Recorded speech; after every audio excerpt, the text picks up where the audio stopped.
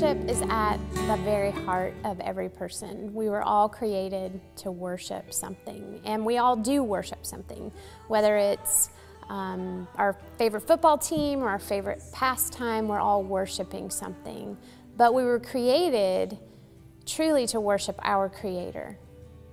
Every time that I look at worship in God's Word, I see that there's a model of how we are to worship God. We are to worship Him with a humble and contrite heart. We're to worship Him with our whole lives. We're to worship Him in spirit and in truth, not just in music and with our words, but with our whole life. And what I appreciate so much about the worship through the music ministry at Live Oak Church is that our songs are Christ-centered. They're biblical.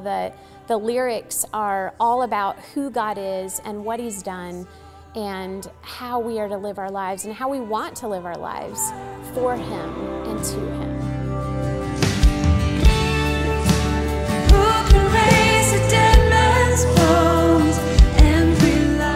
One of the things we really love about Live Oak is just the family environment that is provided here and the focus on just real biblical truths and teachings. And we've seen that in the fact that we've gone through a lot of different churches since we've been married, as we've moved around, and we've taught in a lot of different Sunday schools in those different churches.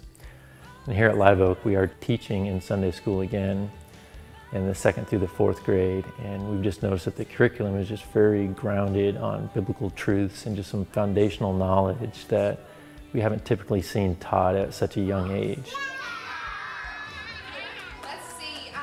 Another thing we enjoy is the discipleship here at Live Oak, and we found that through our small group, which we get to meet at every few weeks, and that is a great family time where you dig into God's Word and learn more about Him together, and that's been really nice being in the military and being able to have your family wherever you go.